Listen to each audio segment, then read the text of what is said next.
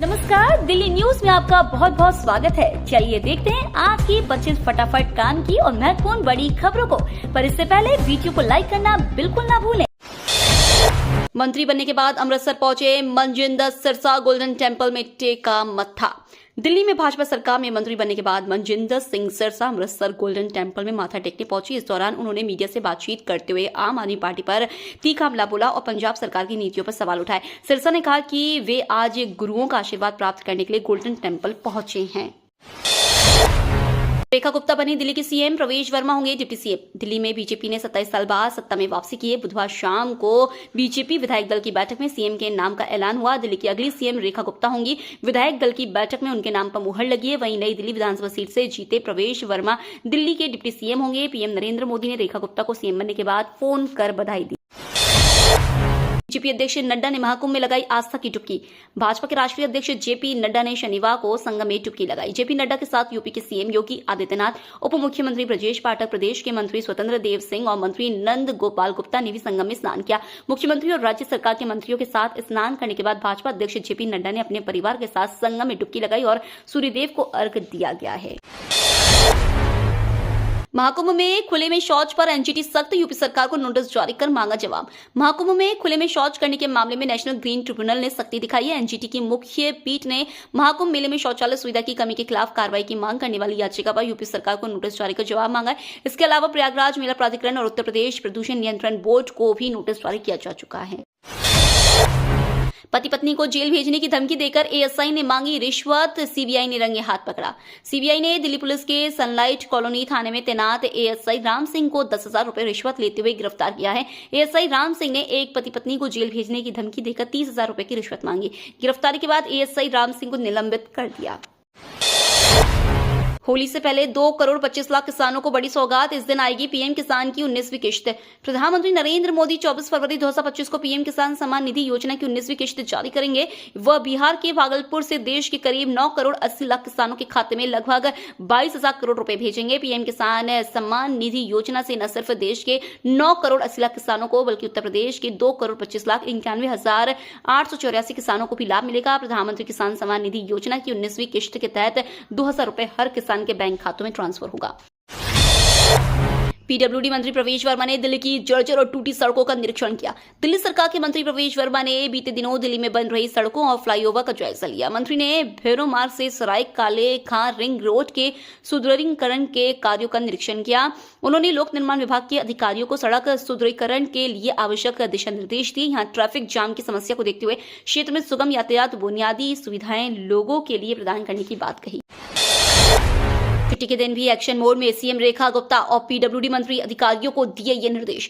सत्ता में आने के बाद दिल्ली की भाजपा सरकार जनता से जुड़े कामों को लेकर सक्रिय हो गई है। सरकार के मन में कुछ कर दिखाने का जज्बा है। इसी संकल्प के साथ मुख्यमंत्री सहित पूरी सरकार अवकाश के दिन भी काम कर रही है।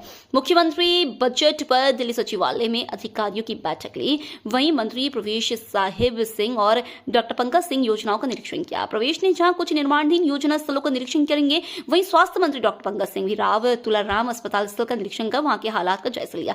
उधर अन्य मंत्रियों ने भी शनिवार को अपने अपने विभागों से संबंधित मामलों की बैठक बुलाई। दिल्ली यूनिवर्सिटी के लिटरेचर फेस्टिवल में शामिल हुए विदेश मंत्री S Jaishankar. Delhi university literature festival में विदेश मंत्री एस जयशंकर ने हनुमान, राम, रावण और लंका का जिक्र किया। विदेश मंत्री एस जयशंकर ने कहा, जब आप विदेश नीति कूटनीति कहते हैं तो यह किस बारे में है? यह है एक सामान्य ज्ञान। एक तरह से आप अपने दोस्तों को अधिकतम करते हैं, उन सभी को एक साथ लाने की कोशिश कर रहे हैं और अंत की ओर काम करें। अब इस प्रकार का गठबंधन निर्माण बहुत महत्वपूर्ण है। महिला सम्मान योजना पर सीएम रेखा गुप्ता ने बुलाई बैठक।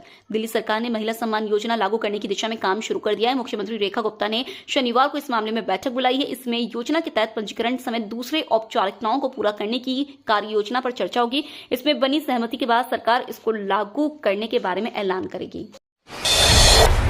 सीएम रेखा गुप्ता को आतिशी का पत्र, आप विधायक दल के साथ मिलने का समय मांगा। दिल्ली की पूर्व सीएम और आप नेता आतिशी ने दिल्ली की सीएम रेखा गुप्ता को पत्र लिखकर दिल्ली में महिलाओं को 2500 रुपए प्रति माह देने की योजना के संबंध में 30 फरवरी को आप विधायक दल से मिलने का समय मांगा है। पूर्व सीएम ने सवाल उठाया कि पीएम मोदी के वादे के बावजूद पहली कैबिनेट में महिला सम्मान योजना पास क्यों नहीं हुई। दिल्ली में हिमांशु भाऊ नीरज बवाना गिरोह के 3 बदमाश गिरफ्तार।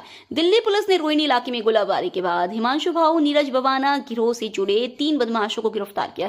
पुलिस ने कहा है कि गिरफ्तार किए गए आरोपियों के कब्जे से अवैध हथियार बरामद हुए हैं। गिरफ्तार किए गए तीनों लोगों की पहचान अतुल, रोहित और प्रिंस के रूप में हुई है। मुख्यमंत्री रेखा गुप्ता ने पीएम मोदी से की मुलाकात। दिल्ली की मुख्यमंत्री रेखा गुप्ता ने दिल्ली में प्रधानमंत्री नरेंद्र मोदी से उनके आवास पर मुलाकात की। शपथ ग्रहण के बाद सीएम रेखा गुप्ता की पीएम मोदी से यह पहली मुलाकात है। इससे पहले सीएम रेखा गुप्ता ने राष्ट्रपति द्रौपदी मुर्मू और उपराष्ट्रपति जगदीप धनखड़ से मुलाकात की थी। बता दें कि शपथ लेने के बाद से सीएम रेखा गुप्ता ताबड़तोड़ बैठकें कर रही है। उन्होंने बदहाल सड़कों और जल आपूर्ति को लेकर अधिकारियों को निर्देश दिए। अरविंदर सिंह लवली बने प्रोटेम स्पीकर, एलजी ने किया नियुक्त। दिल्ली के उपराज्यपाल वी.के. सक्सेना ने शनिवार को भाजपा विधायक अरविंदर सिंह लवली को दिल्ली विधानसभा का प्रोटेम स्पीकर नियुक्त कर दिया। कल सत्र के पहले दिन सुबह 11 बजे नवनिर्वाचित सदस्यों को शपथ दिलाई जाएगी। दोपहर 2 बजे स्पीकर का चुनाव होगा। मॉरिशस के राष्ट्रीय दिवस पर चीफ गेस्ट होंगे पीएम मोदी। मॉरिशस के प्रधानमंत्री नवीन चंद्र रामगुलाम ने इस बात की घोषणा की है कि भारत के प्रधानमंत्री नरेंद्र मोदी मॉरिशस के 57वें राष्ट्रीय दिवस समारोह में चीफ गेस्ट के तौर पर शामिल होंगे। पीएम मोदी 11-12 मार्च को पोर्ट लुइस का दौरा करने वाले हैं। उन्होंने संसद में इसका ऐलान किया है। पूरे सदन ने तालियों की गड़गड़ाहट से इस फैसले का स्वागत किया। दिल्ली एम्स में शुरू हुआ रूम टेक्नोलॉजी विभाग का वार्ड। दिल्ली एम्स में रूम टेक्नोलॉजी विभाग का वार्ड शुरू हुआ है। सामान्य बेड की सुविधा मिलेगी। एम्स साल 2015 में यह सुविधा विकसित हो गया है। अभी तक 6 बेड के डे केयर की सुविधा थी। ये सुविधा 2012 में शुरू हुई थी। इसमें दुर्लभ रोग के अलावा गठिया सहित दूसरी रोग के मरीज आते हैं। इनका इलाज काफी खर्च वाला होता है। इंडिया में टेस्ला फैक्ट्री को लेकर एलन मस्क के प्लान से नाखुश हुए ट्रंप। दुनिया की सबसे बड़ी इलेक्ट्रिक कार निर्माता कंपनी टेस्ला ने इंडिया में एंट्री की तैयारियां शुरू कर दी हैं। हाल ही में कंपनी ने भारत में अलग अलग लोकेशन पर कर्मचारियों की भर्ती शुरू करने के लिए आवेदन जारी किया है। लेकिन एलन मस्क के नेतृत्व वाली टेस्ला की इंडिया एंट्री का प्लान अमेरिकी राष्ट्रपति डोनाल्ड ट्रंप को पसंद नहीं आ रहा है। ट्रंप ने कहा है कि यदि टेस्ला भारत में इलेक्ट्रिक कारों के निर्माण के लिए मैन्युफैक्चरिंग प्लांट लगाता है तो यह अमेरिका के लिए बहुत अनुचित होगा। रेखा गुप्ता का ताबड़तोड़ एक्शन, इतने लोगों को नौकरी से निकाला। दिल्ली में बीजेपी सरकार की सत्ता में वापसी करते ही दिल्ली सरकार ने पूर्व सरकार के दौरान नियुक्त किए गए पर्सनल स्टाफ की सेवाओं को समाप्त करने का बड़ा फैसला लिया है।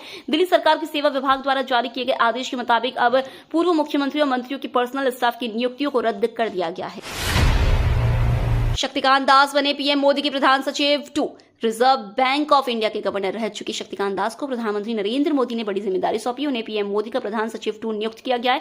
पीके मिश्रा 11 सितंबर 2019 से प्रधानमंत्री के प्रधान सचिव हैं। कैबिनेट की नियुक्ति समिति ने उनके चयन को मंजूरी दे दी है और कार्मिक प्रशिक्षण विभाग ने शनिवार को इस संबंध में आदेश जारी किया है। पीके मिश्रा 11 सितंबर 2019 से प्रधानमंत्री के प्रधान सचिव हैं।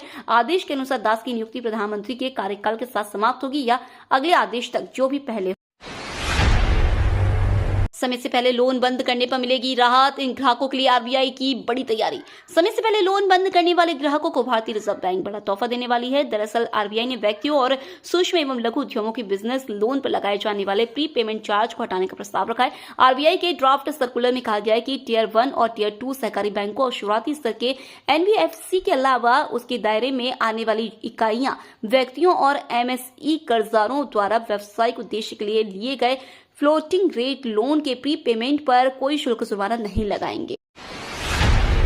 दिल्ली में कल शपथ लेंगे विधायक। अगले ही दिन विधानसभा में रखी जाएगी कैग रिपोर्ट।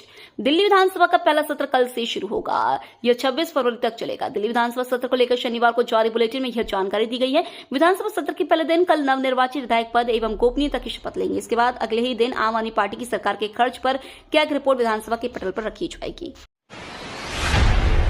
आशीष सूद ने संभाला दिल्ली के गृह मंत्री का चार्ज। दिल्ली की नई बीजेपी सरकार के गृह मंत्री आशीष सूद ने शनिवार को अपना कार्यभार संभाला। इसके तुरंत बाद उन्होंने अधिकारियों के साथ बैठक की। इसमें राष्ट्रीय राजधानी में कानून व्यवस्था को मजबूत करने और प्रशासनिक दक्षता में सुधार लाने पर चर्चा की गई। भाजपा विधायक आशीष सूद ने शनिवार को दिल्ली के गृह मंत्री के रूप में कार्यभार संभाला।